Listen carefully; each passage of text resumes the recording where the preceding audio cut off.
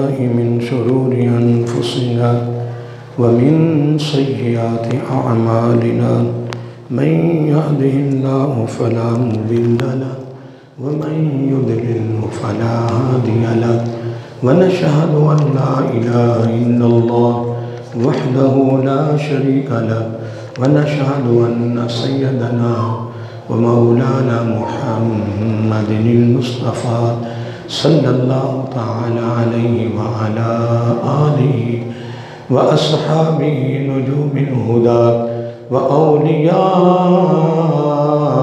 أمته وعلماء ملته وأهل سنته أجمعين. أما بعد فأعوذ بالله من الشيطان الرجيم. بسم الله الرحمن الرحيم. وما أرسلناك إلا رحمة للعالمين. صدق الله مولانا العظيم وصدق رسوله النبي الكريم ونحن على ذلك لمن الشاهدين والشاكرين والحمد لله رب العالمين. سبحانك لا علم لنا إلا ما علمتنا إنك أنت العليم الحكيم. درود و سلام السلام عليك يا سيدي يا رسول الله. الصلاة والسلام عليك يا سيدي يا حبيب الله. الصلاة والسلام عليك يا سيدي يا نبي الله وعلى آلك وأصحابك يا سيدي يا نور الله يا خاتم النبيين يا رحمة للعالمين. مولاي صل وسلم دائما أبدا على حبيبك خير الخلق كلهم محمد سيد الكونين والثقلين والفريقين من قرب ومن أجم.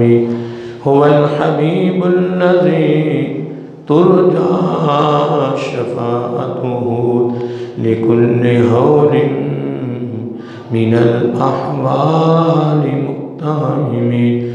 ثم الرضا عن أبي بكر وعن عمر وعن علي وعن عثمان ذي الكرم.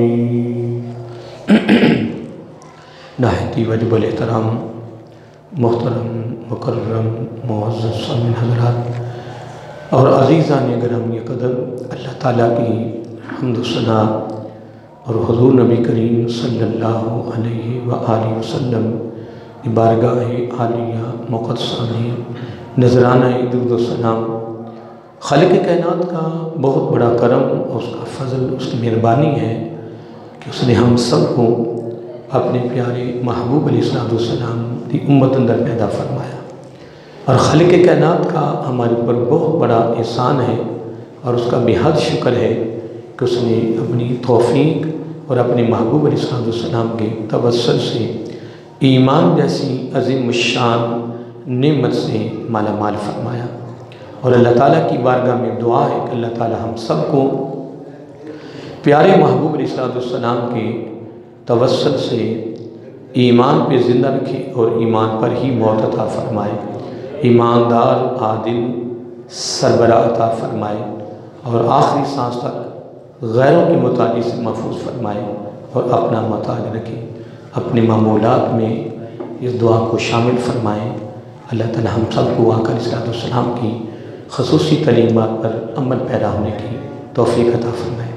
حضرات محترم، رحمت اللہ عالمین کے موضوع کی مناسبت سے ہماری گفتگو جاری ہے اور آج اس کا 7واں جمعۃ المبارک ہے اور چوتھا جز شروع ہے اس کا. پہلے 3 جزوں کے اندر الحمدللہ میں نے 2 مثالیں دی اور یہ چوتھا جز ہے نبی رحمت کی تقسیم، جس میں ہم نے 20 لوگوں کو شامل کیا ہے.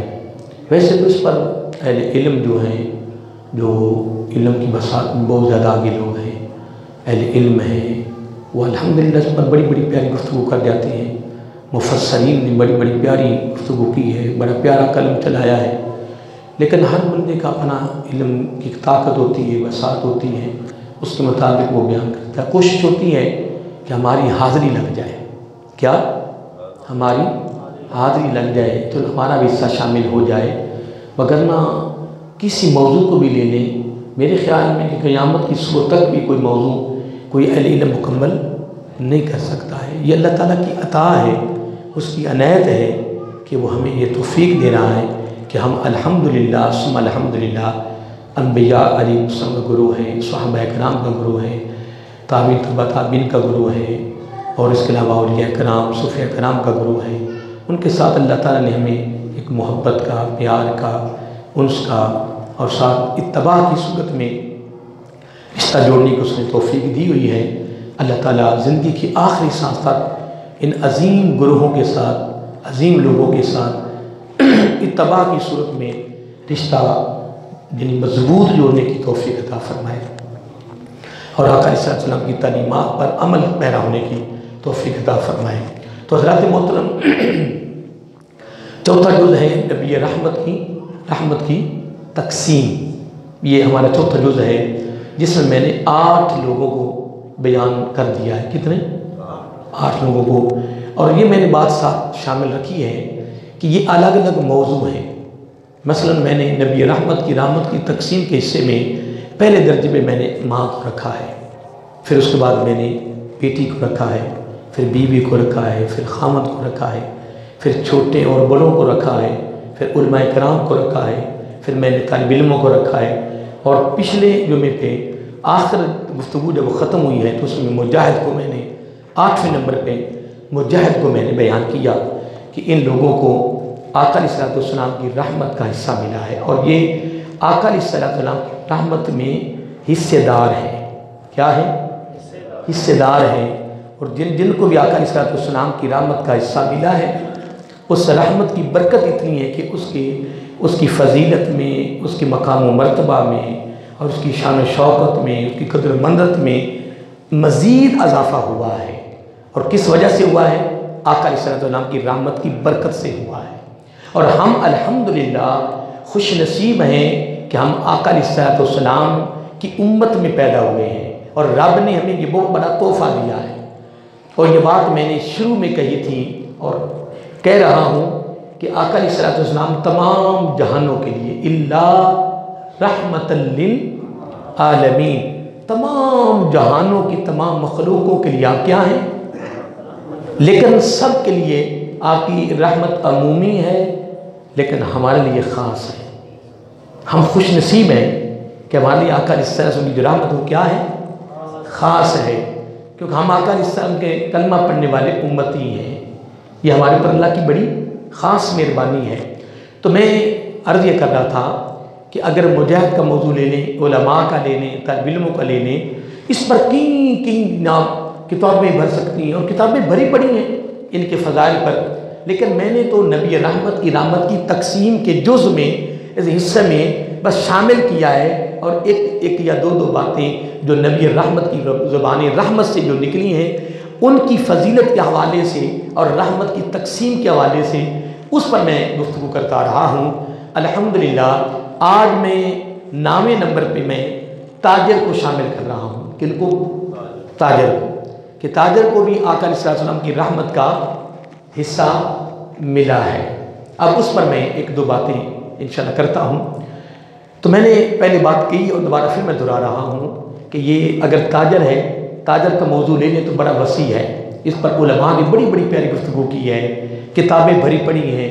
پھر تاجر کے فضائل الگ ہیں، اور پھر اس کے لیے جو وعید ہے وہ الگ ہے۔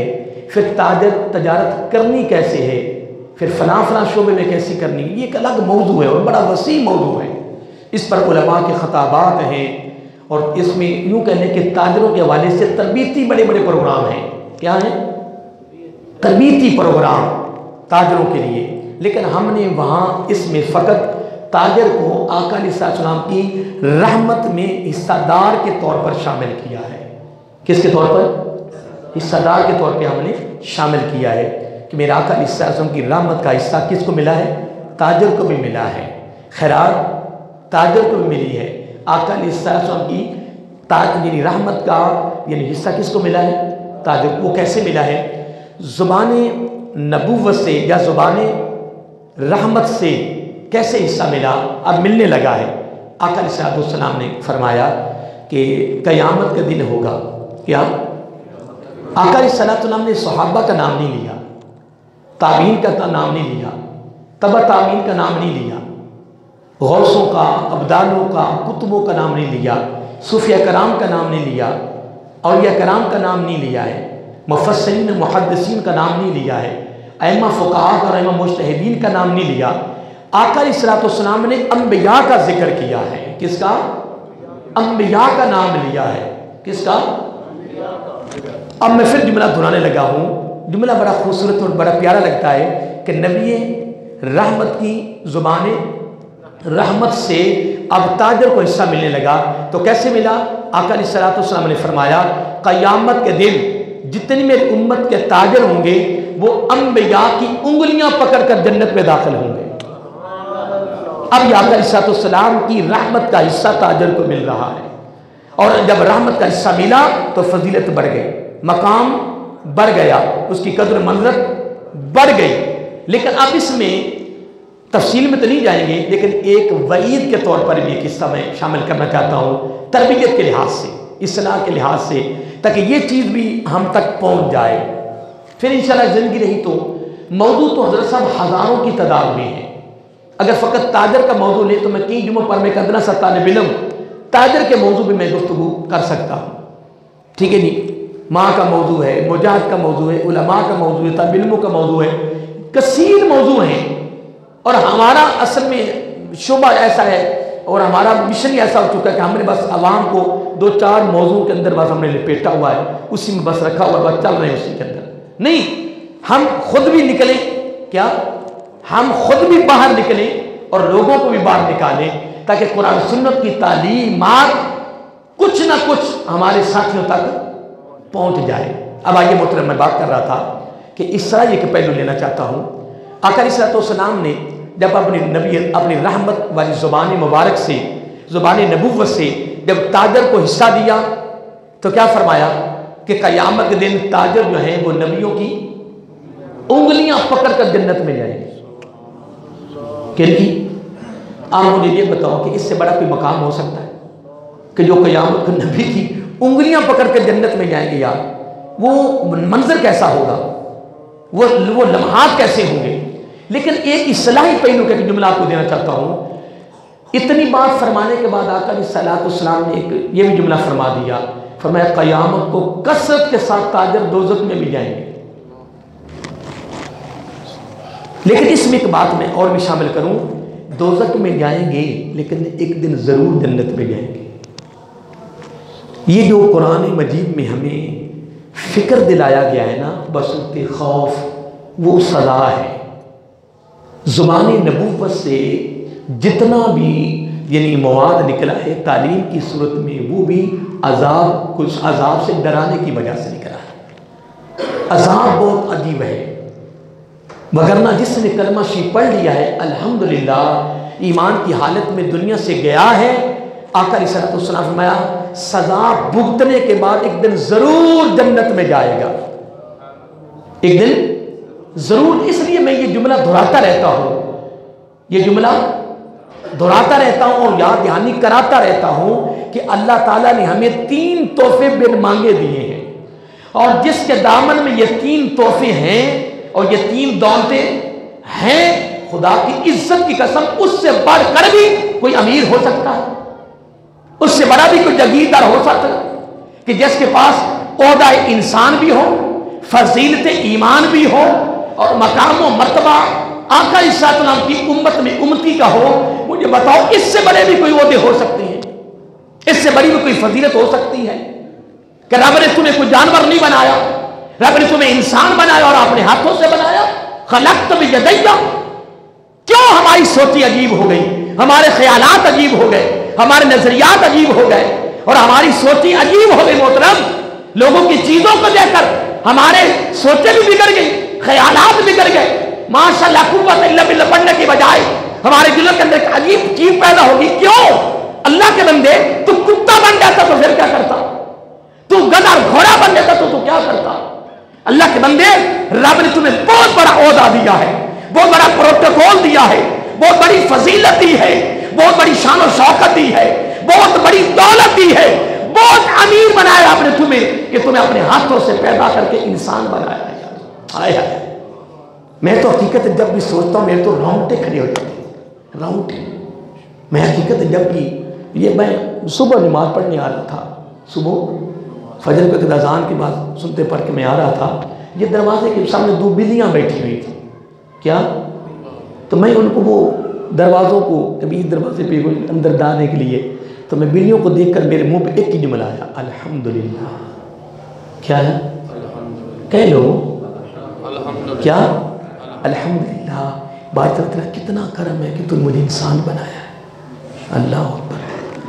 کیا بنایا؟ انسان. تو کل میں ایک جنازہ پڑھنے جا رہا تھا تو میرا شاگرد مجھے لے کے جا رہا تھا کچھ 10 بجے. تو عیسائیوں والی گلی سے گزرے, یہ جو ساتھ ادھر آگے ہے ماجہ منڈک میں.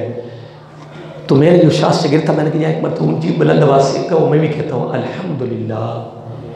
تو مجھے وہ کہتا ہے استاد جی آپ نے الحمدللہ کیوں کروایا ہے؟ میں نے کہا یہ گلی عیسائیوں کی ہے, یہ غیر مسلم ہے, ہمیشہ ہمیشہ جہنم میں جائیں گے. میں نے خود بھی کہا ہے اور تم سے کروایا ہے کہ رب نے ہمیں بن مانگے ایمانداروں کے گھر میں پیدا کیا. خدا کی قسم میں اپنی دل کی بات کرتا ہوں, مسلمان ہونے کے باوجود جب خیال آتا ہے نا تو میرے رونگٹے کھڑے ہو جاتے ہیں. اللہ معاف کرے. پھر اس کے بعد میں جب اگلا جملہ سوچتا ہوں تو پھر مجھے تو اتنا عجیب کیفیت ہو جاتی ہے. وہ کون سی کہ رب نے ہمیں بن مانگی وہ چیز جو نبیوں نے مانگی وہ رب نے بن مانگی عطا کر دی ہے کہ اپنے محبوب کی امت میں پیدا کیا صلی اللہ علیہ وآلہ وسلم. بہرحال وعید بھی سن لیں کہ آقا علیہ السلام نے فرمایا کثرت کے ساتھ تاجر کہاں جائیں گے؟ اب صحابہ کراموں کے اندر بڑے بڑے تاجر بیٹھے ہوئے تھے تو عرض کہ یا رسول اللہ صلی اللہ علیہ وسلم ابھی آپ نے خوش کیا ہے, ابھی آپ نے خوش کیا ہے تو تھوڑی دیر کے بعد آپ نے ایک عجیب سی بات سنا دی ہے. تو میرا آقا علیہ السلام نے فرمایا 2 کاموں سے بچ جائے تو فضیلت ہی فضیلت ہے. آیا 2 فعلوں سے بچ جائے تو کیا ہے؟ مقام ہی مقام ہے. اور نبی رحمت کی رحمت والی زبان مبارک سے تاجر کو حصہ مل تو گیا ہے, اور اس سے بڑی فضیلت کیا ہے؟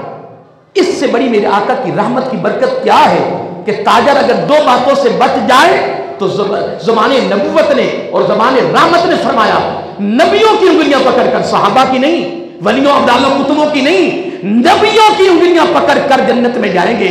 تو جب جنت میں نبیوں کے ساتھ جائیں گے تو جس جنت میں نبی رہیں گے اس جنت میں ہو رہے ہیں. نہیں بات سمجھے؟ دیکھو نا ایک لفظ آتا ہے حدیث پاک میں من احبنی کان معی فی الجنہ. کیا جملہ آتا ہے من احبنی؟ کیسی گارنٹی ہے اور کیسی ضمانت ہے؟ من احبنی, کیا من احبنی کان معی فی الجنہ.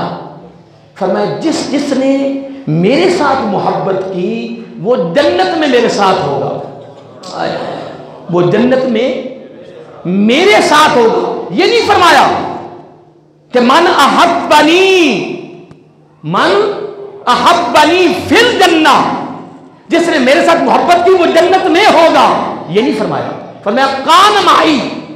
یہ جملہ بڑا توجہ طلب ہے میرے آقا علیہ السلام کا, جو زبان رحمت سے نکلا ہے, جو زبان نبوت سے نکلا ہے. اور اس جملے کو پکاؤ, دل کی تختی پہ لکھو, دل دماغ میں پرست کر دو, پھر لوگوں تک پہنچاؤ.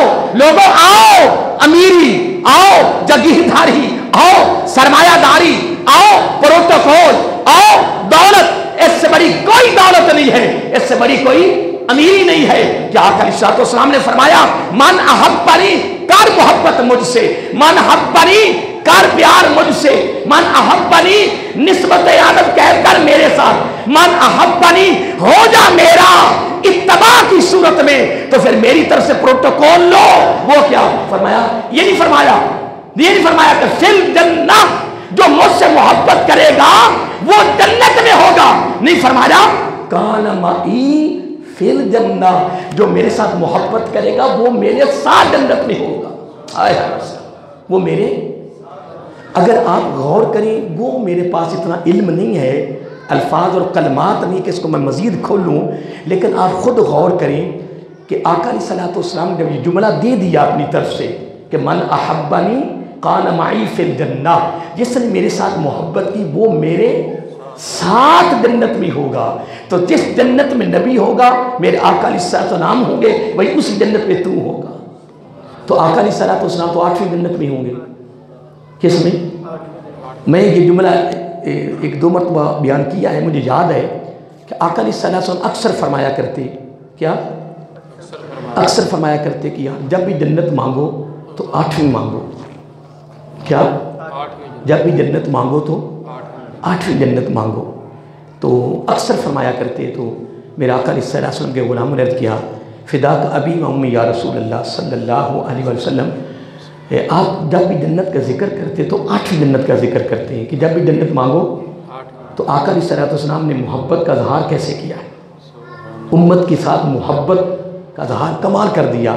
اور جملہ سننے والا ہے، میرے آقا علیہ الصلوۃ والسلام نے فرمایا میں اس لیے تمہیں تعلیم دیتا ہوں اور حکم کرتا ہوں کہ جب بھی جنت مانگو تو 8ویں مانگو، اس لیے کہ 8ویں جنت میں میں نے ہونا ہے. 8ویں جنت میں اگر اس سے بڑی کوئی امت کی محبت ہے تو مجھے دکھاؤ، اگر اس سے بڑا کوئی نبی کا پیار، امت کا پیار ہے تو مجھے کوئی نکال کے دے. آقا علیہ الصلوۃ والسلام کی منشا کیا ہے؟ منشا کیا ہے کہ میرا ہر امتی میری نگاہوں کے سامنے ہو، جنت میں میرے ساتھ ہو.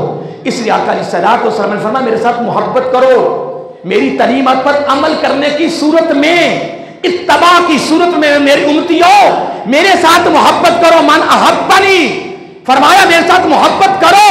اور میری طرف سے یہ بھی تحفہ سن لو کہ جس جنت میں میں ہوں گا تم اسی جنت میں میرے ساتھ ہوگا، اسی جنت میں تم میرے ساتھ ہوگا. اب محترم جب آقا علیہ الصلوۃ والسلام نے جب نامی جگہ پہ میں نے تاجر کو رکھا، کس جگہ؟ نامی.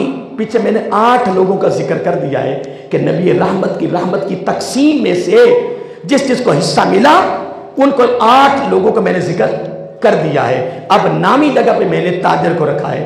20 لوگوں میں سے کتنے ابھی باقی ہیں انشاءاللہ، نامہ ہے. تو میں اس میں جملہ شامل کیا ہے، اصلاحی تربیتی فکری پہلو بیان کیا ہے کہ صحابہ نے کہا یا رسول اللہ صلی اللہ علیہ وآلہ وسلم، آپ نے پہلے اتنی فضیلت بیان کی، ہمیں خوش کیا ہے، تو ابھی آپ نے کہ وعید بیان کر دی ہے کہ تاجر کثرت کے ساتھ دوزخ میں بھی جائیں گے. تو آقا وہ کیسے؟ فرمایا 2 فعلوں کی وجہ سے. کیا؟ 2 کاموں کی وجہ سے تاجر کثرت کے ساتھ دوزخ میں جائیں گے. اگر وہ 2 فعل اگر تاجر سے نکل جائیں تو پھر اس کی فضیلت یہ ہے، پھر اس کا مقام و مرتبہ یہ ہے، اس کی قدر و منزلت یہ ہے، اس کی شان و شوقت یہ ہے کہ وہ نبیوں کی انگلیاں پکڑ کر جنت میں جائیں گے. اگر یہ 2 فعلوں سے بچ جائیں، یہ 2 عادتوں سے، یہ 2 کاموں سے اگر بچ جائیں تو پھر نبیوں کی انگلیاں پکڑ کر جنت میں جائیں گے. کیا کہا وہ کیا ہیں؟ فرمایا جھوٹ اور قسم.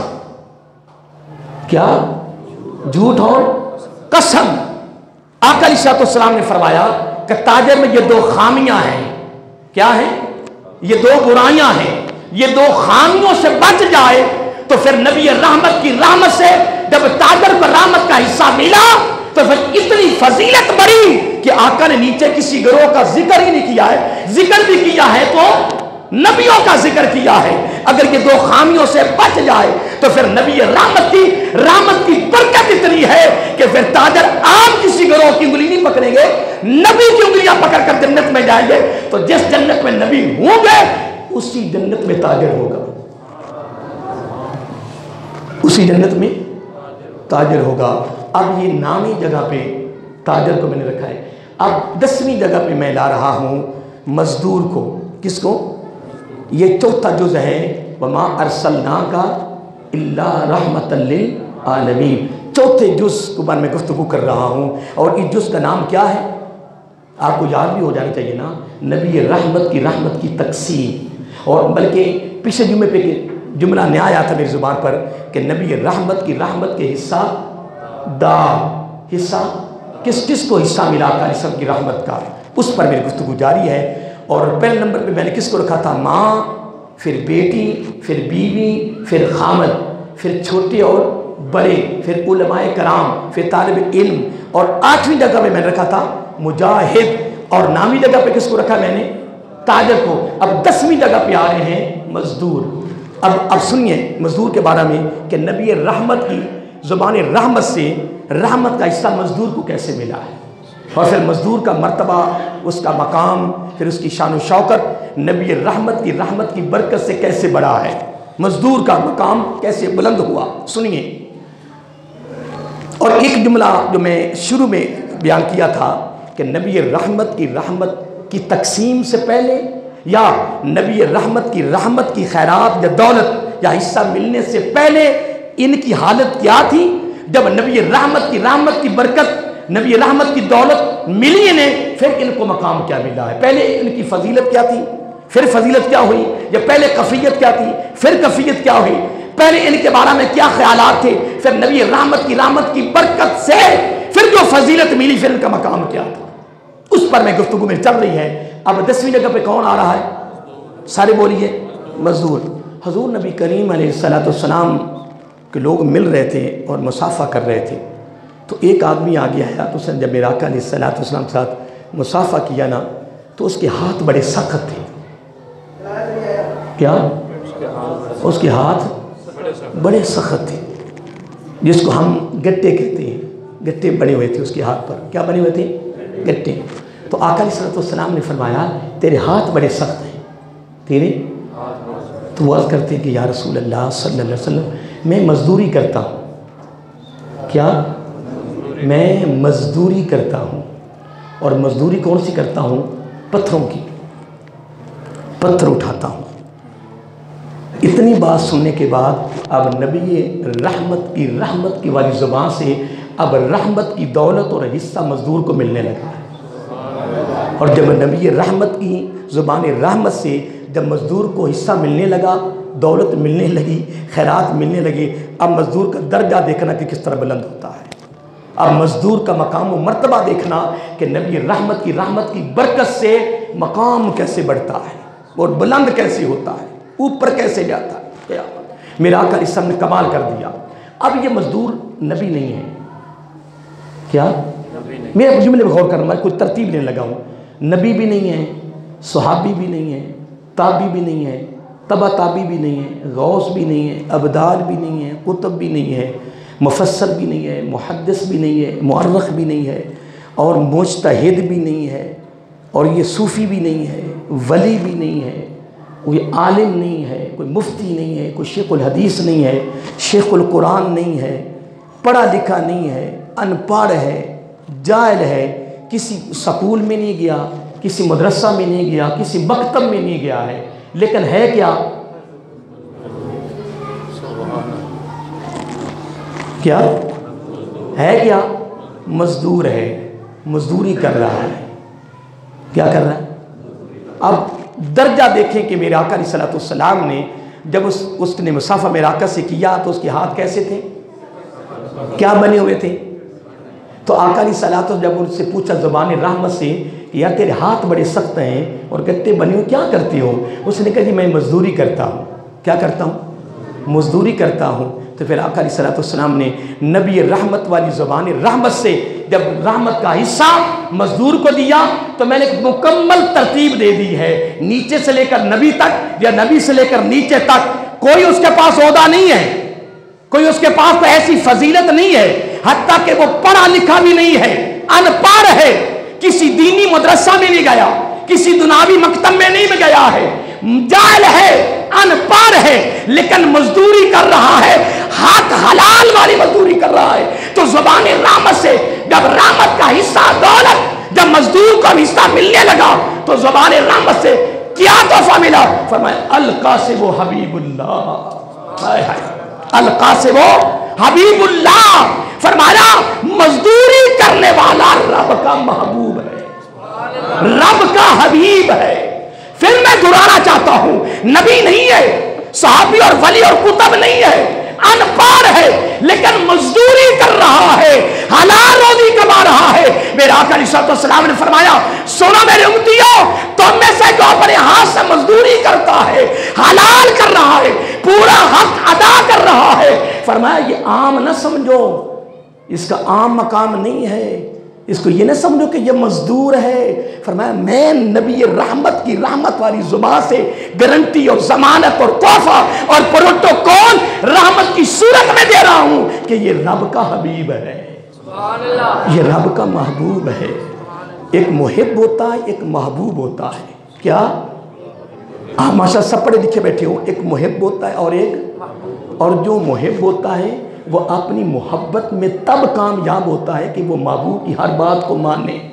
और अगर वो महबूब की बात को नहीं मानता है, महबूब से उनकी बातों से हट के चल रहा है, तो वो अपने दावे में सच्चा नहीं है, वो अपने काम में सच्चा नहीं है, वो मुहिब नहीं है। लेकिन कुर्बान जाए, आका अलैहिस्सलाम ने मजदूर को वो दर्जा दिया, वो फजीलत दी कि रब का महबूब बना दिया है, रब का महबूब बना दिया है। अब मैं 11वें जगह पे एक अगले बंदे को लाने से कबल अब मैं इस महीने के हवाले से बस एक बात मैं शामिल करना चाहता हूँ, ताकि उस पर भी हमारी हाज़िरी लग जाए।